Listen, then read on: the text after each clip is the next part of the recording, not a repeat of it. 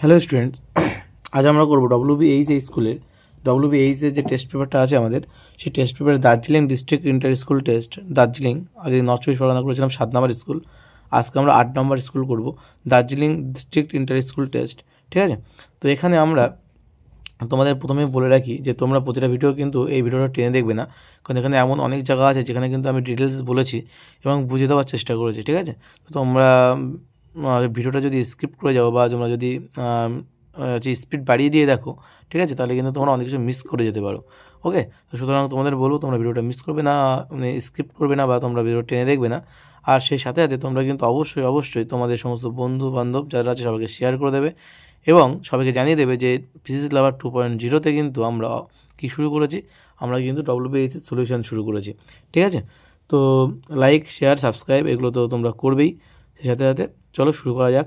আর বন্ধুদের জানিয়ে দাও আমাদের আমাদের এই চ্যানেলের কথা এবং এবিটিএস সলভ তো আমরা করছি। তো চলো আর বেশি কথা না বলে আমরা শুরু করেছি। Darjeeling district inter school test কী বলছে দেখো। প্রথমে বলছে যে সবচেয়ে কম বায়ুদূষকজনিত বায়ুদূষক জ্বালানির নাম কি? মনে রাখবে পরিশোধিত প্রাকৃতিক গ্যাস। কী নাম? পরিশোধিত প্রাকৃতিক গ্যাস। বলছে স্থির চাপে কোনো নির্দিষ্ট গ্যাসের ঘনত্ব ডি হলে, উষ্ণতা টি হলে, তাহলে সম্পর্ক কী হবে? মনে রাখবে D proportional 1/T, D proportional 1/T হবে। ঠিক আছে, 8 গ্রাম মিথেন গ্যাসের আয়তন কত হবে?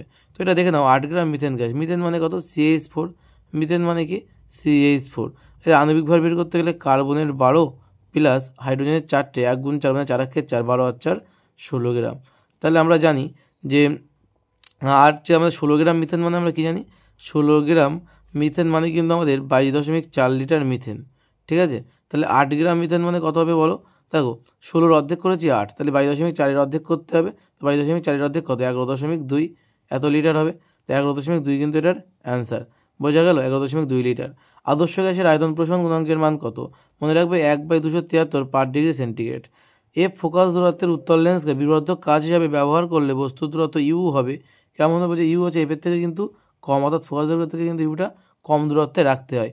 অর্থাৎ এখানে আমি বিবর্ধক কাজ যখন পড়েছিলাম, উত্তল লেন্সের বিবর্ধক কাজ, সেখানে কিন্তু স্পষ্ট লেখা ছিল যে ফোকাস দৈর্ঘ্যের থেকে কম দৈর্ঘ্য হতে হয়। ঠিক আছে, সেখানে কিন্তু স্পষ্ট লেখা ছিল যে ফোকাস দৈর্ঘ্যের থেকে কম ফোকাস দৈর্ঘ্য বিবর্ধক কাজ তো সেই হয় যার ফোকাস দৈর্ঘ্য কিন্তু যে মানে ফোকাস দৈর্ঘ্যের মানটা কিন্তু কম হয়।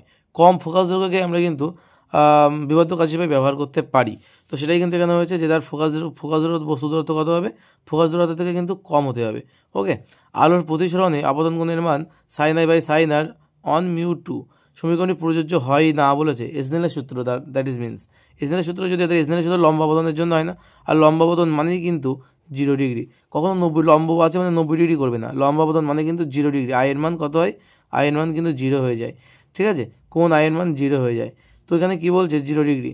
তো বলছে তড়িৎ শক্তির একক কি? তড়িৎ শক্তির একক হচ্ছে জুল। ঠিক আছে, তড়িৎ শক্তির একক হচ্ছে জুল হবে। বলছে নিচের কোনটি, তারপরে কি বলেছে দেখো, তারপর বলেছে যে নিচের চিত্রগুলির মধ্যে কোনটি পরবর্তী প্রবাহ, অর্থাৎ এসি প্রবাহ। পরবর্তী প্রবাহ মানে হচ্ছে এসি প্রবাহ। এসি প্রবাহ কিন্তু বারবার ডিরেকশন চেঞ্জ করে, তার গ্রাফটা কিন্তু এমনটা হয়। মনে রাখবে, এটা তোমাদের বইতে এটা নেই যদিও, এটা উচ্চ মাধ্যমিকে আছে। তো জেনে রাখো যে এসি প্রবাহের ক্ষেত্রে এসি হচ্ছে পরবর্তী প্রবাহ বা এসি প্রবাহ। অল্টারনেটিং কারেন্টের ক্ষেত্রে কিন্তু প্রবাহটা সাইনোসয়েডাল গ্রাফ বা সাইনের গ্রাফ হয়। ঠিক আছে, মনে রাখবে এটা। এই গ্রাফটা কী হয়? এই গ্রাফটা কিন্তু সাইনের গ্রাফ হয়। ঠিক আছে, সাইনের গ্রাফ হয় কিন্তু। ঠিক আছে, তারপরে বলছে ক্যান্সারের চিকিৎসায় ব্যবহার হয় কোনটা? মনে রাখবে কোবাল্ট-60।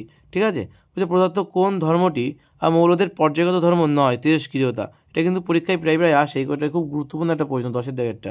তারপর যে রাসায়নিক বন্ধন গঠনকালে যে মৌলের পরমাণু ইলেকট্রন গ্রহণ করে তা হলো, দেখো ক্যালসিয়াম কিন্তু ইলেকট্রন হচ্ছে মাথায় 2+ হয়, তাই অর্থাৎ ইলেকট্রন বর্জন করে।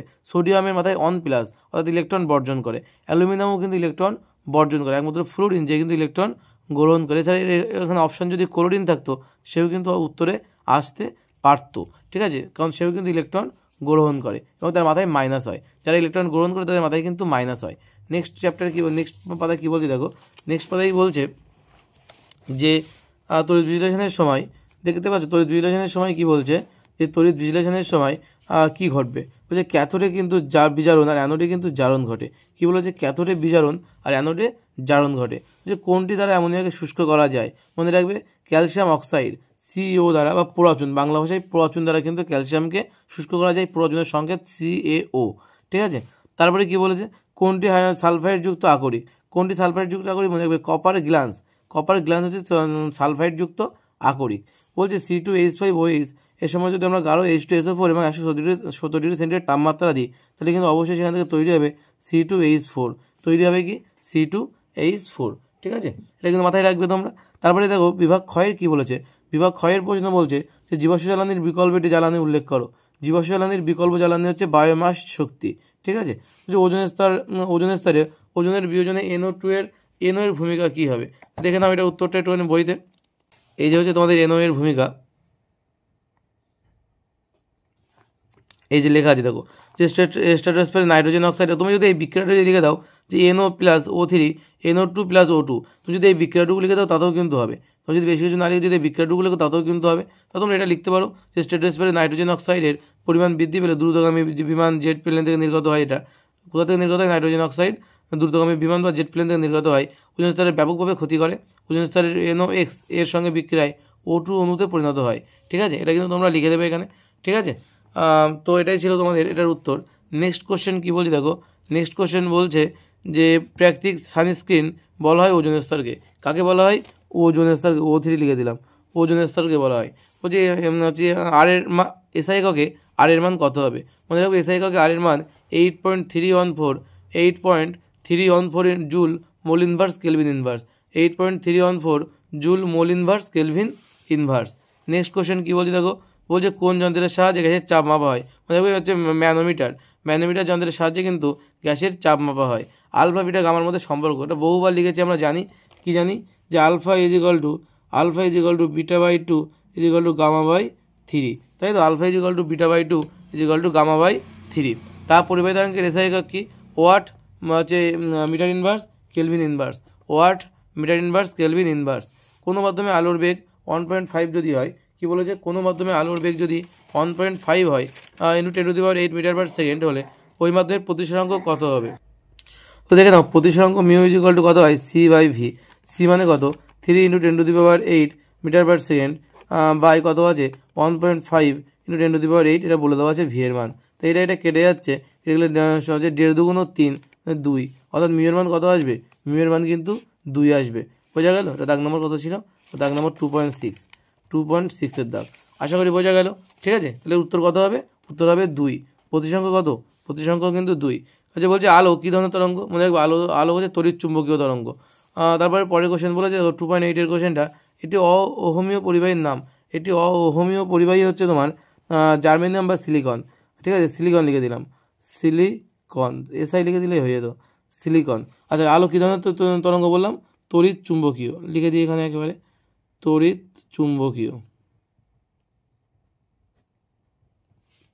বলছে তড়িৎদানের সিজিএস এবং এসআই এককের মধ্যে সম্পর্ক কী? 1 কুলম সমান 3 × 10⁹ স্টার্ট কুলম। খুব গুরুত্বপূর্ণ একটা প্রশ্ন।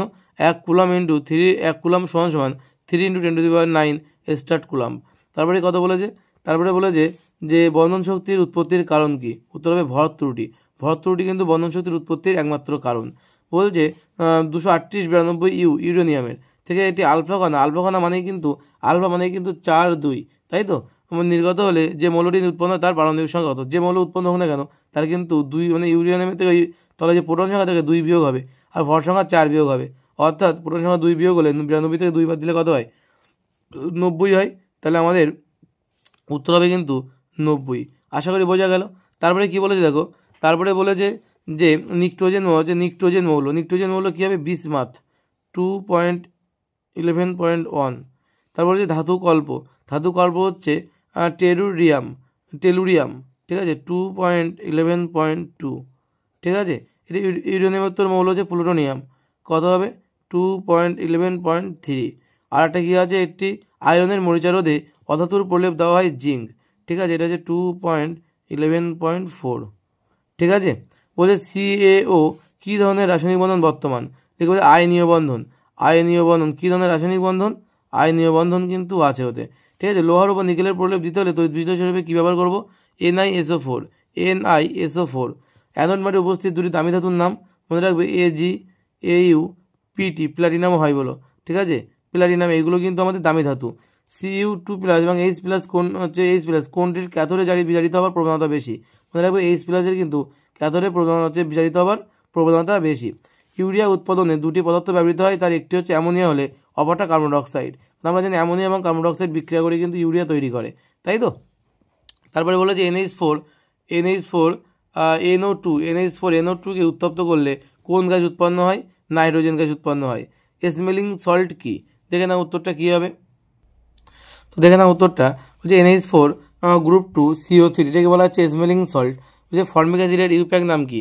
ফর্মিক অ্যাসিডের সংকেত হচ্ছে HCOOH, তো ইউপ্যাক নাম হচ্ছে মিথানোইক অ্যাসিড। কি বলছে? মিথানোইক অ্যাসিড কিন্তু এর ইউপ্যাক নাম, ঠিক আছে। বলছে মিথেনে কার্বন পরমাণুর যে কোনো দুটি যোজ্যতার মধ্যবর্তী কোণ 109°28'।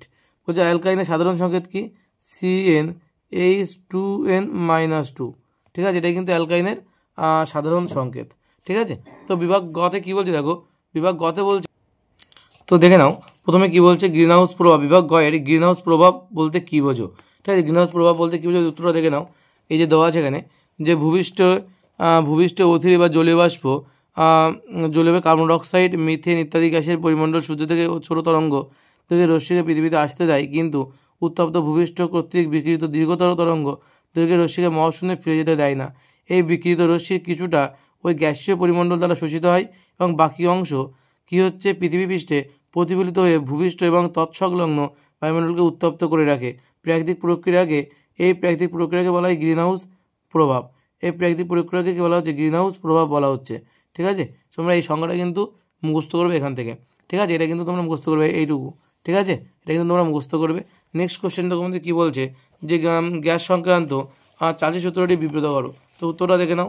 চার্চের সূত্র কী বলছে, যে নির্দিষ্ট চাপে 1°C উষ্ণতা বৃদ্ধি বা হ্রাসের জন্য যে কোনো নির্দিষ্ট ভরের গ্যাসের আয়তন 0°C উষ্ণতার ওই গ্যাসের যে কোনো আয়তন থাকে তা যথাক্রমে তার 1/273 বৃদ্ধি বা হ্রাস পায়, ঠিক আছে।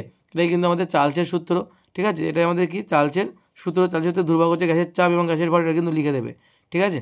আর যদি তোমাদের পরম শূন্য উষ্ণতায় যদি বলে চার্চের সূত্র, তাহলে কিন্তু তোমাদের এটা লিখতে হবে। তোমরা জানো যে এটা কিন্তু তোমাদের লিখতে হবে, এই যে স্থির চাপে নির্দিষ্ট পরে কোনো গ্যাসের আয়তন তার পরম উষ্ণতার সঙ্গে কী হয়? সমানুপাতিক হয়, ঠিক আছে। নেক্সট কোশ্চেন কী বলছে দেখো। নেক্সট কোশ্চেন বলছে আমাদের যে 2 atm চাপে এবং হচ্ছে 300 কেলভিন উষ্ণতায় 64 গ্রাম অক্সিজেন গ্যাসের আয়তন কত হবে? তো দেখে না উত্তরটা বলছে টেম্পারেচার বলেছে 300 কেলভিন, চাপ বলেছে 2 atm, অক্সিজেন গ্যাসের আণবিক ভর আমরা বের করে নিলাম 32 গ্রাম, 2 × 16 মানে 32 গ্রাম। এন মানে কত? W/m, W মানে 64 গ্রাম বলে দিয়েছে, আর এম মানে 32 গ্রাম বলে দিয়েছে, তাহলে 2 মোল। এনের মান কত হচ্ছে? তাহলে 2 মোল। আদর্শ গ্যাসের সমীকরণ PV = nRT, তাহলে V = কত? nRT/, কত? P। মানগুলো বসিয়ে দিলে আমরা কত পাচ্ছি এখানে ক্যালকুলেশন করার পরে? 24.6 লিটার। কত পাচ্ছি আমরা? 24.6 লিটার। ওকে। নেক্সট কোশ্চেন কী বলছে দেখো, বলছে অবতল দর্পণের ক্ষেত্রে প্রমাণ করো যে F = R/2 বা R = 2F, ঠিক আছে, এটা প্রমাণ করতে বলছে। যেখানে প্রত্যেকের পরিচয় দিয়েছে, এফটা হচ্ছে ফোকাস দৈর্ঘ্য, এফটা কি? এফটা কিন্তু ফোকাস দূরত্ব, আর হচ্ছে দর্পণের বক্রতা ব্যাসার্ধ, ঠিক আছে, এটাই কিন্তু আমাদের প্রমাণ করতে বলেছে। পেজ নাম্বার 39 এটা আমাদের আছে। দেখে নাও উত্তরটা কী হবে। এই যে কী বলছে দেখো, তোমরা এটা আমি এই কোশ্চেনের পরে প্রতিদিনই আমাকে বলতে হয়, কারণ এই কোশ্চেনটা খুব গুরুত্বপূর্ণ একটা প্রশ্ন কিন্তু, ঠিক আছে। এই কোশ্চেনটা কিন্তু প্রতিটা স্কুলে কিন্তু প্রতিটা সেটে কিন্তু এই কোশ্চেনটা আছে। তো তোমরা এটা একটু স্ক্রিনশট দিয়ে রাখতে পারো, বা তোমরা এটাকে কিন্তু লিখে নিতে পারো, এটা দেখে, ঠিক আছে। এই চিত্রটা আঁকবে, প্রথম চিত্রটা আমি আগেও বলেছি, এবং এটা কিন্তু তোমরা লিখে নেবে। এটা কী বলেছে? R = 2F এর প্রমাণ, ঠিক আছে। নেক্সট কোশ্চেন কী বলছে? নেক্সট কোশ্চেন বলছে ফ্লেমিংয়ের বামস্থ নিয়মটি লেখো। ফ্লেমিংয়ের বামস্থ নিয়মটি কিন্তু লিখতে বলছে। দেখে নাও ফ্লেমিংয়ের বামস্থ নিয়মটা দেখে নাও। এই যে হচ্ছে ফ্লেমিংয়ের বামস্থ নিয়ম, ঠিক আছে। কি বলছে ফ্লেমিংয়ের বামস্থ নিয়মে? যে এটাও আমরা গতকালের যে স্কুলটা করেছিলাম সেখানেও কিন্তু এই প্রশ্নটা ছিল, যে বামস্থের বৃদ্ধাঙ্গুলি মধ্যম এবং তর্জনীকে পরস্পরের সঙ্গে সমকোণে রেখে প্রসারিত করলে যদি তর্জনী চুম্বক ক্ষেত্রের দিক এবং মধ্যমা তড়িৎ প্রবাহের দিক নির্দেশ করে, তবে বৃদ্ধাঙ্গুলি পরিবাহীর গতির অভিমুখ নির্দেশ করবে। আশা করি বোঝা গেল। নেক্সট কোশ্চেন কী বলছে আমাদের? নেক্সট কোশ্চেন বলছে সমযোজী এক বন্ধন এবং সমযোজী দ্বিবন্ধন যুক্ত মৌলিক অণুর একটি করে উদাহরণ দাও। মনে রাখবে সমযোজী এক বন্ধন হাইড্রোজেন আর সমযোজী দ্বিবন্ধন অক্সিজেন। ঠিক আছে, সমযোজী এক বন্ধন দেখা যায় হাইড্রোজেনের কী করে, দেখে নাও সমযোজী এক বন্ধনটা কী করে দেখা যায় দেখে নাও। এই যে H2 মানে এটা বন্ধন করলে H বন্ড H আর O2, তাহলে এখানে হবে O ডবল বন্ড O। ঠিক আছে, এটা সমযোজী এক বন্ধন, এটা সমযোজী দ্বিবন্ধন দেখা যায়। ঠিক আছে, তারপরে কি বলেছে দেখো, তারপরে বলেছে লুইস ডট চিত্র অঙ্কন করো। তারপর হচ্ছে H2S এর লুইস ডট চিত্র অঙ্কন করতে বলছে। তো দেখে নাও, এই যে লুইস ডট চিত্র যদি অঙ্কন করি আমরা, এই যে হাইড্রোজেনের একটা যে H2S, তাহলে H একটা H, আর সালফারের কত, সালফারের বাইরের কক্ষে কত থাকে 6টা, তাহলে দুটো 4টে, আর এখানে এই পাশে একটা এই পাশে একটা। ঠিক আছে, তাহলে এই হাইড্রোজেনের একটা ইলেকট্রন বা একটা ইলেকট্রন কিন্তু এর সঙ্গে একটা বন্ধন তৈরি করবে, আর এই পাশের হাইড্রোজেনের একটা ইলেকট্রন এই পাশের সালফারের সঙ্গে কিন্তু কী করছে, একটা বন্ধন তৈরি করছে। তাহলে H বন্ড হচ্ছে S, উপরে দুটো তলায় দুটো ইলেকট্রন, এখানে H, তাহলে H2S তৈরি হচ্ছে। এটা হচ্ছে লুইস ডট চিত্র। ঠিক আছে, নেক্সট কোশ্চেন কী বলছে দেখো, নেক্সট কোশ্চেন বলছে ন্যাপথলিন এবং সোডিয়াম। নেক্সট কোশ্চেন কী বলছে যে ন্যাপথলিন এবং সোডিয়াম ক্লোরাইডের মধ্যে প্রদত্ত দুটি ধর্মের তুলনা করো, গলনাঙ্ক এবং জলের দ্রাব্যতা। তো দেখেন আমি এখানে অনেকগুলোই করে দিয়েছি। তো প্রথমটাই দ্রাব্যতা আছে, প্রথমটাই কী আছে, দ্রাব্যতা। কী বলছে প্রথমটা, দ্রাব্যতা বলছে এটি অধ্রুবীয় সমযোজী যৌগ, এটি জলে দ্রাব্য খুব কম, জলে খুব কম দ্রাব্য এক কথায়। এটা হচ্ছে এটি অআয়নীয় যৌগ, এটি জলে অত্যন্ত দ্রাব্য, মানে প্রচুর দ্রাব্য হয়। আর একটা বলেছে গলনাঙ্ক, মনে রাখবে ন্যাপথলিনের গলনাঙ্ক কম হয় আর সোডিয়াম ক্লোরাইডের গলনাঙ্ক কিন্তু বেশি হয়। এছাড়াও আমি কিন্তু তড়িৎ পরিবাহিতা এবং বন্ধন প্রকৃত করে দিয়েছি, তোমরা কিন্তু এগুলো কিন্তু তোমার স্ক্রিনশট মেরে তোমরা কিন্তু খাতায় লিখে নিতে পারো। ঠিক আছে, তো নেক্সট কোশ্চেন কী বলছে, নেসলার বিকারক কাকে বলা হয়? নেসলার বিকারকের সংস্পর্শে এলে অ্যামোনিয়ার কিরূপ পরিবর্তন দেখা যায়। তো দেখে নাও নেসলার বিকারক কী বলছে, যে নেসলার বিকারক কাকে বলা হয়। এই যে আছে,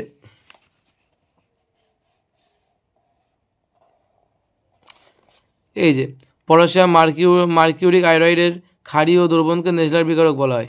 পটাশিয়াম মার্কিউরিক আয়োডাইডের ক্ষারীয় দ্রবণকে নেসলার বিকারক বলা হয়। এই সংকেতটা কিন্তু মুখস্থ করবে। ঠিক আছে, আর কি বলেছে নেসলার বিকারকে অ্যামোনিয়া জলীয় দ্রবণ অর্থাৎ অ্যামোনিয়া হাইড্রোক্সাইড যোগ করে তামাটে রঙের অদক্ষেপ উৎপন্ন হয়। কী হয়, তামাটে রঙের একটা অদক্ষেপ উৎপন্ন হয়। এটুকু লিখে দিলে কিন্তু তোমাদের হয়ে যাবে। ঠিক আছে, নেক্সট কী বলছে, কপার অ্যালুমিনিয়ামের একটি করে ব্যবহার লেখো। কপার আর অ্যালুমিনিয়ামের একটি করে ব্যবহার। তো দেখে নাও কপারের ব্যবহার দেখে নাও। কপারের ব্যবহার এখানে অনেকগুলো আছে, যে কপার তড়িতের সুপরিবাহী বলে বৈদ্যুতিক যন্ত্রপাতি যেমন বৈদ্যুতিক তার, ডায়নামো, ইলেকট্রিক হিটার প্রভৃতি প্রস্তুত করতে পারি তড়িৎ লেপন হয় কপার দিয়ে। তারপরে তারপর হচ্ছে তোমার তড়িৎ মুদ্রণ, তড়িৎ বিশ্লেষণে তড়িৎদার রূপে বহুল পরিমাণে ব্যবহৃত হয়। নানা রকম প্রয়োজনীয় সংকর ধাতু, এগুলো সবটাই লিখবে তোমরা তোমাদের মতন করে। আর একটা কথা কী বলেছে অ্যালুমিনিয়াম, তাই তো। আর একটা বলেছে অ্যালুমিনিয়াম, অ্যালুমিনিয়ামটা দেখে নাও। এই যে অ্যালুমিনিয়ামের ব্যবহার কিন্তু এখানে অনেকগুলো দেওয়া আছে। ঠিক আছে, কী কী দেওয়া আছে, এটা অ্যালুমিনিয়াম। তো বলছে অ্যালুমিনিয়ামের ঘাত সহনীয়তা, উত্তাপ বা বিদ্যুতের সুপরিবাহিতা ধর্মের জন্য কপারের পরিবর্তে আজকাল কিন্তু তড়িৎ পরিবহনের তার বা যন্ত্রপাতি প্রস্তুতিতে কিন্তু এটি ব্যবহার করা হচ্ছে। ঠিক আছে, এছাড়াও পাতলা রূপালী প্যাকেজিং কাগজ তৈরি করতেও ব্যবহার করা হয়। তোমরা তোমাদের মতো 3-4টে লিখে দিও। ঠিক আছে, পড়ে রাখবে। নেক্সট কোশ্চেন কী বলছে দেখো, নেক্সট কোশ্চেন আমাদের কী বলেছে, নেক্সট কোশ্চেন বলছে যে কপারের কী বলছে, কপারের পাত্র আর্দ্র বায়ুতে অনেকদিন ঢেলে রাখলে সবুজ বনের ছোপ পড়ে কেন? তো দেখে নাও উত্তরটা কী হবে। তো উত্তরটা কী বলছে দেখো, যে কপারকে আর্দ্র বায়ুতে ফেলে রাখলে সবুজ ছোপ পড়ে কেন। তো এটার উত্তর কিন্তু এখান থেকে শুরু করে তোমাকে কিন্তু সবটাই তোমাদের কিন্তু লিখতে হবে। ঠিক আছে, এখান থেকে লেখা শুরু করবে যে তামা বা সংকর ধাতুর দীর্ঘদিন খোলা বাতাসে রেখে দিলে তার উপর সবুজ রঙের ছোপ ধরে কারণ দিয়ে দেখো লেখা আছে এখান থেকে এই অবধি, যে আর্দ্র বায়ুতে কপারকে রেখে দিলে কপারের উপর কালো রঙের কিউপ্রিক অক্সাইডের আস্তরণ পড়ে, যা বাতাসের অক্সিজেন, কার্বন ডাইঅক্সাইড এবং জলীয় বাষ্পের সংস্পর্শে এসে ধীরে ধীরে জারিত হয়ে সবুজ বনের ক্ষারীয় কপার কার্বনেটে পরিণত হয়। ঠিক আছে, এবার বিক্রিয়া দুটো লিখবে, লেখার পরে বলবে আবার বায়ুতে CSO2 এর উপস্থিতিতে কিউপ্রিক অক্সাইডের আস্তরণ ধীরে ধীরে জারিত হয়ে সবুজ বনের ক্ষারীয় কপার সালফেটে পরিণত করে। এই বিক্রিয়াটাও কিন্তু লিখে দেবে। ঠিক আছে, মানে এই লাস্টের এই বিক্রিয়াটা। ঠিক আছে, লাস্টের এই বিক্রিয়াটা কিন্তু তোমরা লিখে দেবে। ঠিক আছে, এই বিক্রিয়াটার কথা বলছি। ঠিক আছে, তারপরে কি বলছে দেখো, তারপরে বলছে যে ইথানলের সঙ্গে ধাতব সোডিয়ামের বিক্রিয়ায় যে সমীকরণটা সেটা লিখতে বলছে। ঠিক আছে, কার সঙ্গে কার বলছে, ইথানলের সঙ্গে ধাতব সোডিয়ামের বিক্রিয়া। তো দেখে নাও উত্তরটা কী হবে, ইথানলের সঙ্গে ধাতব সোডিয়ামের বিক্রিয়া যদি দেখতে হয় তাহলে কিন্তু আমাদের এটা দেখতে হবে। এই যে ইথানলের সঙ্গে, ইথানল মানে ইথাইল অ্যালকোহল যা সেটাই তো ইথানল, এই তার সঙ্গে রাসায়নিক ধর্ম বলে লেখা আছে না, সোডিয়ামের সঙ্গে বিক্রিয়া, এখান থেকে এই অবধি লিখতে হবে। সাধারণ উষ্ণতায় সোডিয়ামের সঙ্গে বিক্রিয়ায় হাইড্রোজেন গ্যাস আর সোডিয়াম ইথোঅক্সাইড যৌগ তৈরি করে। তো 2C2H5OH এই সোডিয়ামের সঙ্গে বিক্রিয়া করলে 2C2H5ONA সোডিয়াম ইথোঅক্সাইড এবং হাইড্রোজেন গ্যাস তৈরি করছে কিন্তু, ঠিক আছে, এবং হাইড্রোজেন গ্যাস তৈরি করছে। তারপরে বলেছে কি কীভাবে প্রমাণ করবে C2H2 একটি অসম্পৃক্ত জৈব যৌগ, কীভাবে প্রমাণ করবে যে C2H2 একটি অসম্পৃক্ত জৈব যৌগ। দেখে নাও, এই যে এখানে উত্তরটা করে দেওয়া আছে যে অসম্পৃক্ত জৈব যৌগের মধ্যে থেকে উত্তরটা আছে, যেসব জৈব যৌগে অন্তত দুটি কার্বন পরমাণু পরস্পরের সঙ্গে দ্বিযোজী বা ত্রিযোজী বন্ধন দ্বারা যুক্ত থাকে তাদের অসম্পৃক্ত জৈব যৌগ বলা হয়, ঠিক আছে। তো এখানে একটা উদাহরণ দিয়েছে, দেখো যে উদাহরণে CH2 111 CH2 অর্থাৎ অ্যাসিটিলিন দেওয়া আছে, আর এই দেখো ইথিলিন দেওয়া আছে, ঠিক আছে, এবং দেখো অন্তত একটি, ঠিক আছে, অন্তত দুটি কার্বনের পরমাণুর মধ্যে কিন্তু দ্বিযোজী বন্ধন উপস্থিত আছে। সুতরাং এটা আমরা বলতে পারি কি, এটা কিন্তু আমরা বলছি CH4 এখানে ডবল বন্ড আছে, এটা আমরা বলতে পারি অসম্পৃক্ত জৈব যৌগ। এটা কিন্তু নিঃসন্দেহে বলা যায়, কারণ এর মধ্যে এটা কী আছে, দুটি কার্বন পরমাণু পরস্পরের সঙ্গে দ্বিযোজী বা দ্বিযোজী বন্ধন করে আছে, তার জন্য এটাকে আমরা বলতে পারি C2H4কে আমরা বলতে পারি কি অসম্পৃক্ত জৈব যৌগ, ঠিক আছে, বলা যেতে পারে। তো নেক্সট দেখো বিভাগ ঘতে কি বলছে, কি বলছে বিভাগ ঘয়ে যে 30 ডিগ্রি সেন্টিগ্রেড উষ্ণতায় 750 mm পারস্তম্ভের চাপে কোনো গ্যাসের আয়তন 150 সেন্টিমিটার কিউব হলে ওই একই উষ্ণতায়, ও আচ্ছা একই উষ্ণতা বললে কি হয়, একই উষ্ণতা বললে কিন্তু আমাদের তোমার হচ্ছে বয়লের সূত্র অ্যাপ্লাই করতে হয়। গ্যাসের চাপ 100 mm পারস্তম্ভের চাপের সমান করলে গ্যাসের আয়তন কত হবে, এটাই কিন্তু আমাদের প্রশ্ন বলেছে। তো আর বলেছে বয়লের সূত্রের ধ্রুবক কী, তো বয়লের সূত্রের ধ্রুবক বলছি, তার আগে অঙ্কটা একটু বলে দিই। দেখো P1 এর মান কত বলেছে, P1 এর মান বলেছে 750 mmHg, V1 বলেছে 150 সেন্টিমিটার, P2 বলেছে 1000 mmHg, V2 এর মান কত হবে। তো যেহেতু উষ্ণতা স্থির সেহেতু বয়লের সূত্র অনুযায়ী আমরা কী লিখতে পারি, P1 V1 = P2 V2, তাহলে V2 মানে কত হবে, P1 V1 বাই P2, মানগুলো বসাও, P1 মানে 750, V1 মানে 150 আর P2 মানে হচ্ছে 1000, কাটাকাটি করলে দেখা যাচ্ছে 225/2 মানে 112.5 সেন্টিমিটার কিউব, ঠিক আছে।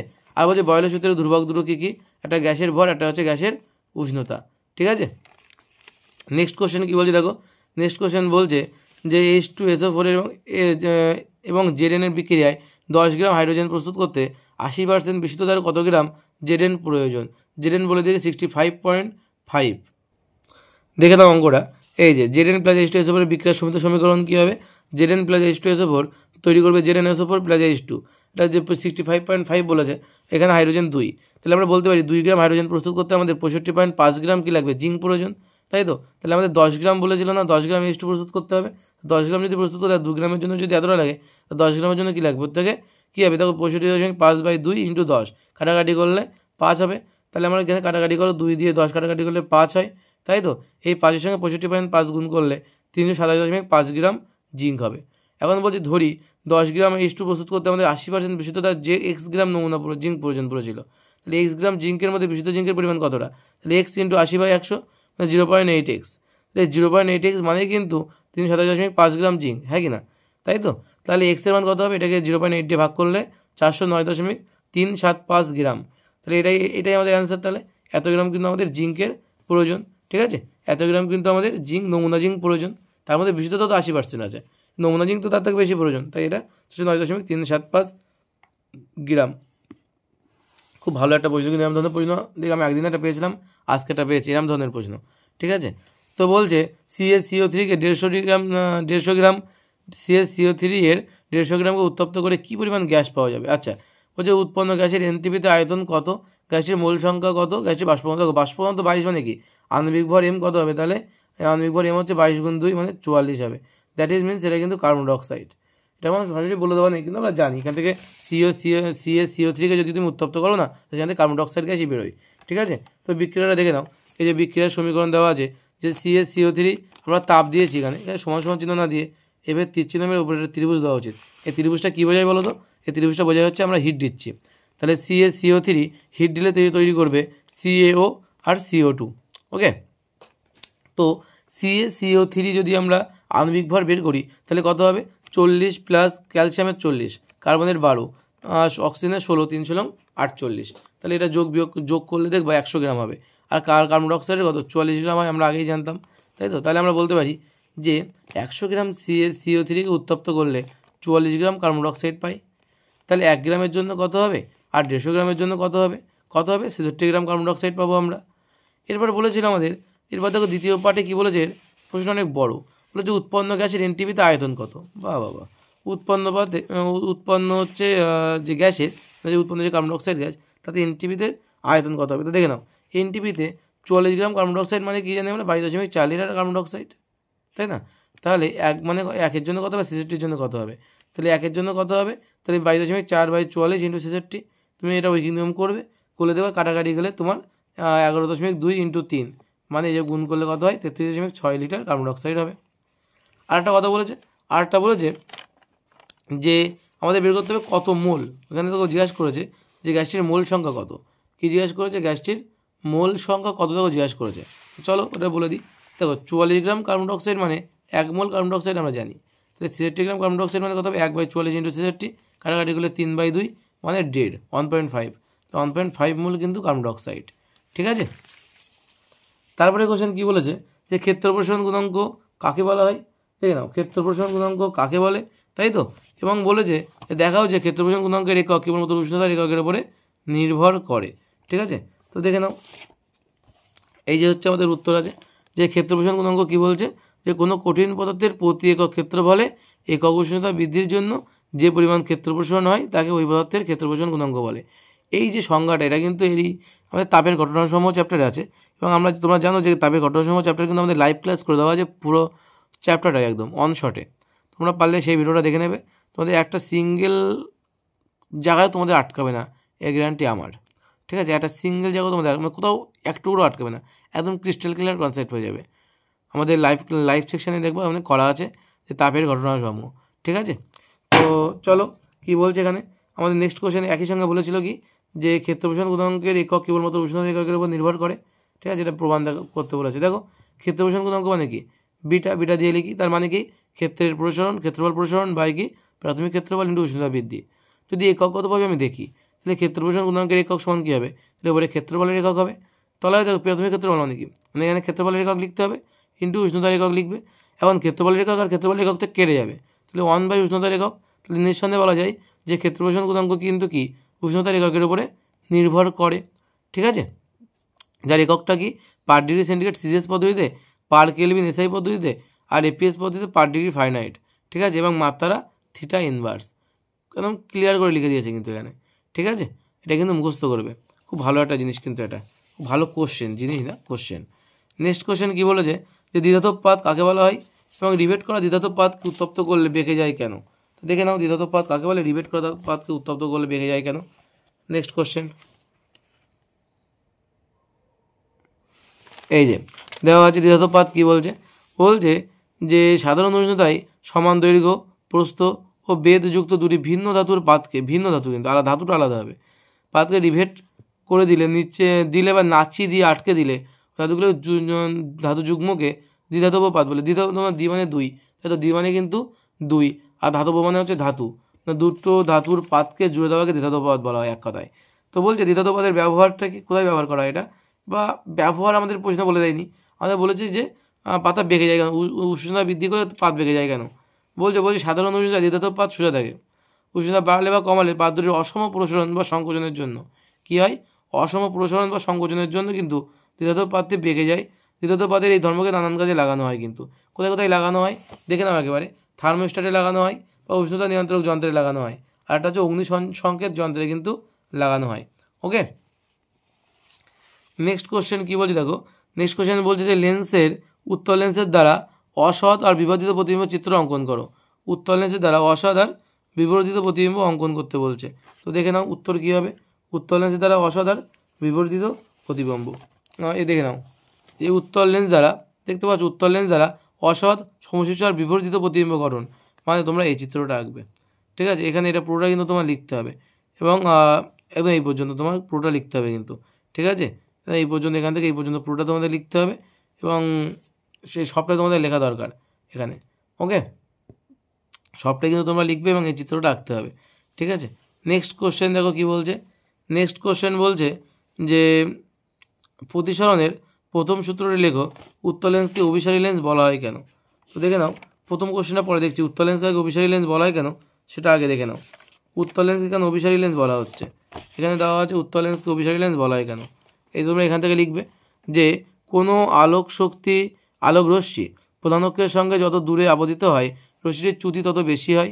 ঠিক আছে, বলছে তাই বেশি ফলে সমান্তরাল আলো রশ্মিগুচ্ছ উত্তল লেন্সের মধ্য দিয়ে প্রতিষ্ঠিত হয়ে অভিসারী রশ্মিগুচ্ছে পরিণত হয় এবং প্রধান অক্ষের উপরে নির্দিষ্ট বিন্দুতে মিলিত হয়। তাই উত্তল লেন্সকে অভিসারী লেন্সও কিন্তু বলা হয়ে থাকে। এটা লিখবে টোটাল পুরোটাই। একই সঙ্গে বলেছে আলোর প্রতিসরণ কাকে বলা হয়। দেখো বলেছে যে প্রতিসরণের প্রথম আলোর প্রতিসরণের প্রথম সূত্রটি লেখো। তো প্রতিসরণের প্রথম সূত্রটা দেখে নাও, এই যে প্রতিসরণের প্রথম সূত্র কোয়েশ্চেন, এই যে দেখে নাও প্রতিসরণের প্রথম সূত্রটা দেখে নাও, একদম নিচে দেওয়া আছে। প্রতিসরণের প্রথম সূত্রটা একদম নিচে দেওয়া আছে যে আপাতিত রশ্মি প্রতিষ্ঠিত রশ্মি এবং আপাতন বিন্দুতে প্রতিসারক তলের উপর অঙ্কিত অবিলম্ব একই সমতলে থাকে। এটাই কিন্তু তোমার প্রতিসরণের প্রথম সূত্রটা জানতে চাই যে এটা হচ্ছে প্রথম সূত্র। ঠিক আছে, নেক্সট কোশ্চেন কি বলছে দেখো, যে চিত্র অনুযায়ী 5টি রোধককে যুক্ত করা হলো, 1 2 3 4 5টা। এই 5টাকে যুক্ত করা হলে এ আর বি প্রান্তের মধ্যে তুল্য রোধের মান কত হবে। এ প্রান্ত এটা আর বি প্রান্ত এটা, দেখে নাও। এই যে চিত্রটা আমি সিম্পলিফাই করে রাখলাম, এ প্রান্ত বি প্রান্ত, 1 2 3 4 5টা রোধ আছে।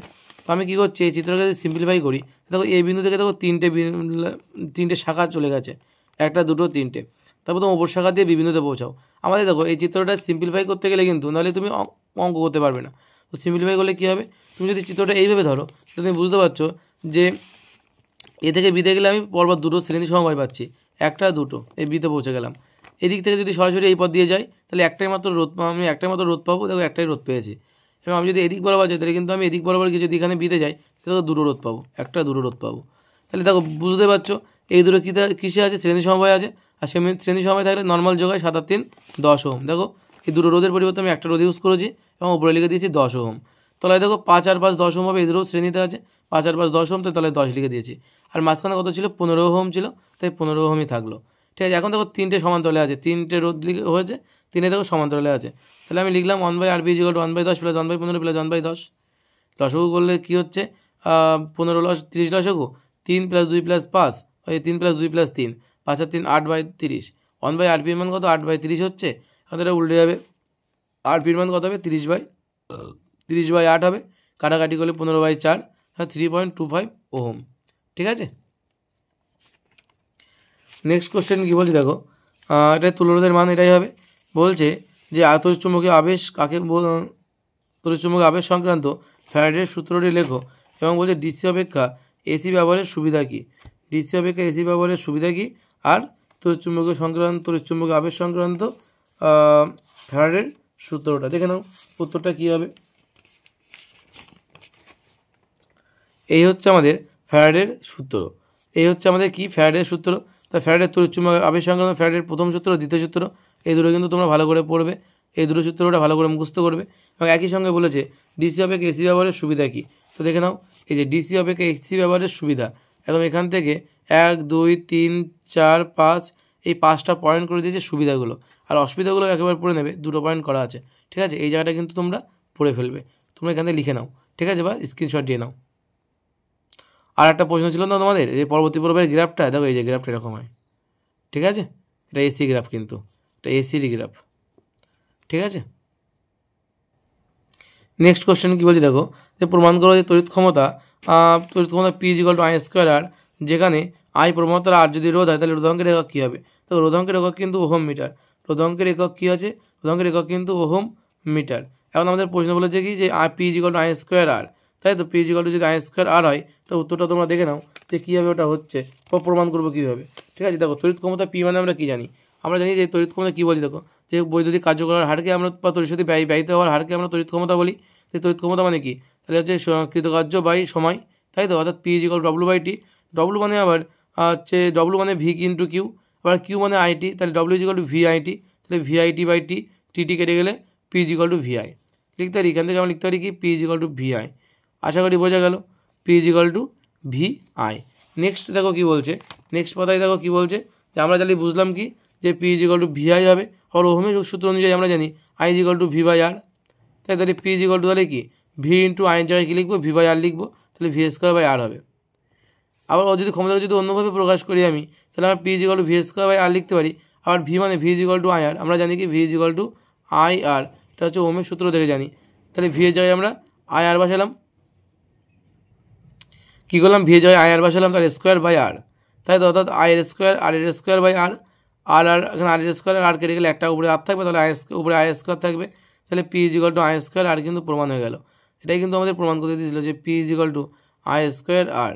ঠিক আছে, এই জায়গাটা তোমরা যদি ক্যালকুলেশন করে দাও তাহলে কিন্তু হয়ে যাবে। ঠিক আছে, P is equal to I square R প্রমাণ করতে বলেছিল, এটা হচ্ছে তোমার প্রমাণ। নেক্সট কোশ্চেন কী বলছে, নেক্সট কোশ্চেন বলছে পার্থক্য লেখো নিউক্লিয়ার সংযোজন আর নিউক্লিয় বিভাজন। এদের মধ্যে যদি পার্থক্য লিখতে বলে তাহলে তুমি কী লিখবে দেখে নাও, নিউক্লিয় বিভাজন আর নিউক্লিয় সংযোজনের পার্থক্যটা। এই যে নিউক্লিয় সংযোজন আর নিউক্লিয় বিভাজন, এই যে একটা দুটো তিনটে পয়েন্ট করা আছে, এই তিনটে পয়েন্ট কিন্তু ভালো করে মুখস্থ করে ফেলবে। এটাই কিন্তু নিউক্লিয় সংযোজন আর নিউক্লিয় বিভাজনের কিন্তু পার্থক্য। ঠিক আছে, এটা বলে অন্য কোনো বইতে খুব একটা নেই, এই বইটাই আছে। ঠিক আছে, তো চলো নেক্সট কী হবে দেখো, কি বলছে ABCD মৌল চারটির পারমাণবিক সংখ্যা যথাক্রমে 3, 9, 11 আর 17। এদের মধ্যে সর্বাপেক্ষা তড়িৎ ধনাত্মক আকারের ছোট মৌল সর্বাপেক্ষা তড়িৎ ঋণাত্মক মৌল কোনটি। ঠিক আছে, তো উত্তরটা দেখে নাও। উত্তরটা হচ্ছে এই যে আমাদের দেওয়া আছে এখানে, 2014 সালে মাধ্যমিক এটা এসেছিলো। ঠিক আছে, তো এই যে ABCD আমাদের যে চারটে মৌল দেওয়া আছে এগুলো পারমাণবিক সংখ্যা 3, 9, 11 আর 17। ইলেকট্রন বিন্যাস করলে 2, 1, 2, 7, 2, 8, 1, 2, 8, 7। তাহলে আমরা দেখো যাদের বাইরের কক্ষে 1 আছে তারা কিন্তু অধাতু, যাদের 7 আছে তারা অধাতু। এই ধাতু অধাতু ধাতু অধাতু, এটা ধাতু অধাতু প্রমাণ হয়ে গেল। এবার বলছে ABCD মৌল চারটির মধ্যে A আর C হলো ধাতু, আর এরা হচ্ছে এরা IA বা 1 নম্বর শ্রেণীর অন্তর্গত। তোমার হচ্ছে A মৌলটি দ্বিতীয় পর্যায়ে এবং C মৌলটি তৃতীয় পর্যায়ে অবস্থিত। শ্রেণী বরাবর উপর থেকে নিচে নামলে ধাতব ধর্ম বৃদ্ধি পায়, তাই সর্বাপেক্ষা তড়িৎ ধনাত্মক মৌল হচ্ছে C। ঠিক আছে, আর বলছে ABCD মৌল চারটির মধ্যে B আর D হলো অধাতু এবং 7A বা 17 নম্বর শ্রেণীর অন্তর্গত এরা। B মৌলটি কী বলছে দ্বিতীয় পর্যায়ে এবং D মৌলটি তৃতীয় পর্যায়ে অবস্থিত। শ্রেণী বরাবর উপর থেকে নিচের দিকে নামলে তড়িৎ ঋণাত্মকতা হ্রাস পায়, তাই সর্বাপেক্ষা তড়িৎ ধনাত্মক ঋণাত্মক মৌল হচ্ছে B বলেছে এখানে। ঠিক আছে, এটাই ছিল আমাদের অ্যান্সার। তো নেক্সট কোশ্চেন কী বলছে দেখো, নেক্সট কোশ্চেন কী বলছে, নেক্সট কোশ্চেন বলছে যে আধুনিক পর্যায় সূত্রটি লেখো। তো দেখে নাও আধুনিক পর্যায় সূত্রটা দেখে নাও, এই যে হচ্ছে আধুনিক পর্যায়, এটা কালকেও কিন্তু ছিল, কালকে যে লাস্টে আমরা স্কুলটা করেছিলাম সেখানেও কিন্তু এটা ছিল। তো আধুনিক পর্যায় সূত্র এই যে বিভিন্ন মৌলের ভৌত রাসায়নিক ধর্মগুলি মৌলগুলির পারমাণবিক সংখ্যা বা পরমাণু ক্রমাঙ্ক বৃদ্ধির সাথে সাথে পর্যায়ক্রমে পুনরাবৃত্তি হয়। ঠিক আছে, তো এটা কিন্তু আমাদের আধুনিক পর্যায় সূত্র। এই সঙ্গে সঙ্গে কী বলেছে দেখো, বলেছে যে তড়িৎ ঋণাত্মকতা আর কী কী বলেছে, জারণ বিজারণ ধর্ম পর্যায় বরাবর কীভাবে পরিবর্তিত হবে সে কিন্তু আমাদের দেখাতে বলেছে। চলো দেখে দিই তোমাদের, যে একটা বলেছে তড়িৎ ঋণাত্মকতা পর্যায় বরাবর, তাই তো, তড়িৎ ঋণাত্মকতা পর্যায় বরাবর কীভাবে পরিবর্তন হচ্ছে দেখে নাও। এই যে তড়িৎ ঋণাত্মকতা পর্যায় বরাবর কীভাবে পরিবর্তিত হচ্ছে, এই যে পর্যায় বরাবর বলছে বাম দিক থেকে ডান দিকে গেলে সংখ্যা বৃদ্ধির সঙ্গে তড়িৎ ঋণাত্মকতা বৃদ্ধি পায়, পারমাণবিক সংখ্যা বৃদ্ধির সাথে সাথে কী হচ্ছে তড়িৎ ঋণাত্মকতা বৃদ্ধি পাচ্ছে। বাম দিক থেকে ডান দিক গেলে একটা পর্যায়ের বাম দিক থেকে ডান দিক গেলে পারমাণবিক সংখ্যা বৃদ্ধির সাথে সাথে তড়িৎ ঋণাত্মকতা কিন্তু বৃদ্ধি পায়। আর জারণ ধর্মটা কী বলেছে, এটা কী বলেছে জারণ বলেছে, তো জারণ বিজারণ ধর্ম। তো জারণ বিজারণ ধর্মটা কী বলেছে দেখো, যে একটি পর্যায়ের বাম দিক থেকে ডান দিক গেলে অর্থাৎ শ্রেণী সংখ্যার বৃদ্ধির সঙ্গে সঙ্গে মৌলগুলির জারণ ক্ষমতা বৃদ্ধি পায় আর বিজারণ ক্ষমতা হ্রাস পায়। ঠিক আছে, কি বললাম, যে একটি পর্যায়ের বাম দিক থেকে ডান দিকে গেলে অর্থাৎ শ্রেণী সংখ্যার বৃদ্ধির সঙ্গে সঙ্গে মৌলটির জারণ ক্ষমতা বৃদ্ধি আর বিজারণ ক্ষমতা হ্রাস পায়। বোঝা গেল, এটা হচ্ছে জারণ বিজারণ, হচ্ছে বিজারণের ধর্ম, পর্যায় বরাবর কীভাবে পরিবর্তিত হয়। নেক্সট কী বলেছে, ভোল্টামিটার কি, এটি তীব্র তড়িৎ বিশ্লেষক, তীব্র এবং মৃদু তড়িৎ বিশ্লেষকের নাম বলো।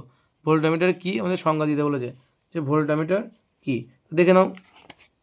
ভোল্টামিটার বা তড়িৎ বিশ্লেষক কোষ কি বলছে, যে পাত্রে তড়িৎ গলিত বা উপযুক্ত দ্রাবকে দ্রবীভূত অবস্থায় তড়িৎ বিশ্লেষক পাত্র রেখে তড়িৎ বিশ্লেষণ প্রক্রিয়া সম্পন্ন করা হয় সেই পাত্রটিকে বলা হচ্ছে তড়িৎ বিশ্লেষক কোষ বা ভোল্টামিটার। আশা করি ক্লিয়ার হয়েছে, তাই তো। এবং এই সঙ্গে বলেছে এটি জারক এবং এটা তীব্র তড়িৎ বিশ্লেষণ আর মৃদু তড়িৎ বিশ্লেষের নাম লিখতে বলেছে। তো এই যে তীব্র তড়িৎ বিশ্লেষ্য আছে এখানে, ওটা কী কী আছে, যেমন তোমার NaCl, NaOH, CuSO4 এরা হচ্ছে তীব্র তড়িৎ বিশ্লেষ্য, তাই তো।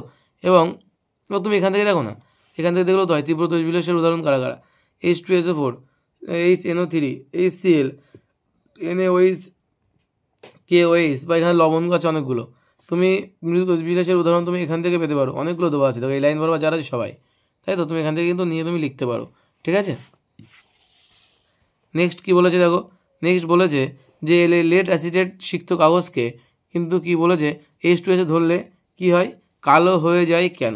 ঠিক আছে, লেড অ্যাসিডেট দ্রবণ হচ্ছে অ্যাসিডেটের সিক্ত, দেখে নাও লেড অ্যাসিডেটে উত্তরটা দেখে নাও কী হবে, যে লেড অ্যাসিডেটে সিক্ত কাগজকে H2S গ্যাসে ধরলে লেড সালফাইড PbS নামক একটা কালো রঙের পদক্ষেপ তৈরি হওয়ার কারণে কাগজটি কালো হয়ে যায়। তো বিক্রিয়াটা কী বলছে, PbCH3COO গ্রুপ 2 প্লাস H2S বিক্রিয়া করলে PbS তৈরি করছে আর 2CH3COOH তৈরি করছে।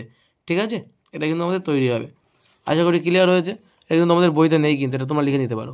বেশিরভাগ বইতে আমি 3-4টে বই খুঁজলাম, কোনো বইতেই পেলাম না, তোমরা এটা লিখে নিতে পারতে।